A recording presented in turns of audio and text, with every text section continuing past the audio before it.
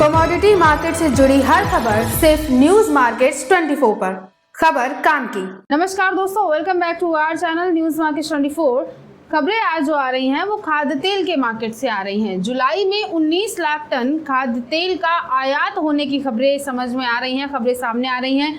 बढ़ते आयात से घरेलू खाद्य तेल जो उद्योग है वो एकदम खत्म होने की कगार पर हैं। पिछले हफ्ते देश के तेल तिलहन बाजारों में सरसों तेल तिलहन, पाम और पामोलिन और बिनौला तेल कीमतों में सुधार नजर आया, जबकि सोयाबीन और मूंगफली तेल तिलहन के भाव हानि दर्शाते हुए बंद हुए। मंडियों में सरसों की जो आवक है वो लगातार कम होती हुई नजर आ रही है। कभी 3 लाख तो कभी 3,25,000 के आसपास की आवक हो रही है और कभी आवक गिरकर 2,75,000 बोरे की हो जाती है। ऐसे में जुलाई में सभी खाद्य तेलों को मिलाकर लगभग 19 लाख टन के सस्ते आयात के कारण सरसों तेल की पेराई के बाद बेपरता होने की वजह से अब पेराई मिलें भी बंद होती हुई नजर आ रही हैं।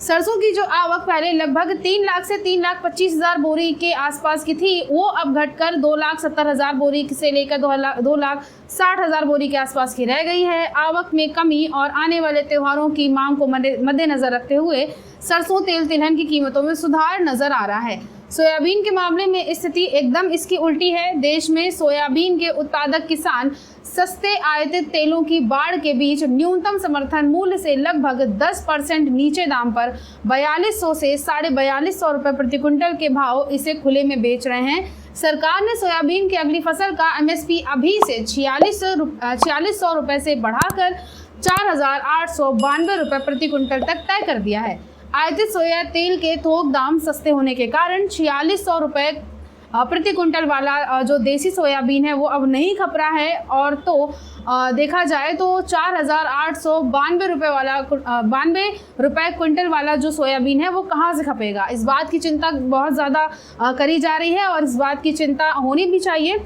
उनका ये कहना है कि बायोडीजल निर्माण में सोयाबीन के उपयोग पर अंकुश की खबर के बाद विदेशी बाजारों में सोयाबीन के जो दाम हैं वो काफ़ी ज़्यादा टूटे हैं। इसके अलावा सभी खाद्य तेलों को मिलाकर लगभग 19 लाख टन का जो आयात जुलाई के महीने में हुआ, उससे सोयाबीन पर और भी दबाव बढ़ता हुआ नजर आ रहा है। इन्हीं कारणों से सोया तेल तिलहन में बीते सप्ताह काफ़ी ज़्यादा गिरावट दर्ज करी गई थी। इसके अलावा मूंगफली के तेल के बारे में बात करते हैं तो ऊंचे दाम पर कम कारोबार के बीच मूंगफली तेल तिलहन पर पहले से ही दबाव नजर आ रहा है, लेकिन ज़रूरत से ज़्यादा खाद्य तेलों के आयात के बाद स्थिति और भी ज़्यादा गंभीर होती हुई नजर आई है। मूंगफली तेल तिलहन कीमतों में गिरावट का एक मुख्य कारण है सस्ते आयातित खाद्य तेलों के आगे इसका जो दाम है वो बेपरता रहने से मूंगफली का उत्पादन भी काफ़ी हद तक प्रभावित हो सकता है।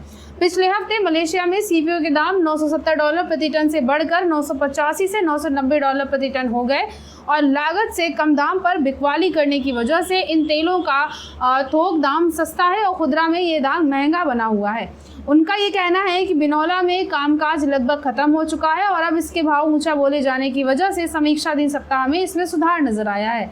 कांडा बंदरगाह पर लगभग 2.5 लाख टन खाद्य तेल के लदे हुए जहाज पिछले लगभग 9 दिनों से खड़े हैं और उनको खाली करने में भी दिक्कत आ रही है। खाद्य तेलों के प्रमुख संगठन सॉल्वेंट एक्सट्रैक्टर एसोसिएशन यानी SEA ने इन दिक्कतों को दिखाते हुए सरकार से खाद्य तेलों को खाली करने के लिए और बर्थ बनाने की भी मांग जरूर करी है। इस तरह से अगर देखा जाए तो जिस तरह से आयात जो बढ़ रहा है, विदेशी खाद्य तेलों का जो आयात बढ़ रहा है, अगर वो बढ़ता रहा तो घरेलू जो खाद्य तेल हैं उनके उद्योग लगभग खत्म हो जाएंगे। तो आज की खबरों में सिर्फ इतना ही। वीडियो अगर आपके लिए यूजफुल होता है तो आप वीडियो को लाइक जरूर कर लीजिए। मिलते हैं आपसे अगली खबरों के साथ, तब तक के लिए stay healthy, stay safe. Thanks for watching. Bureau report news market 24।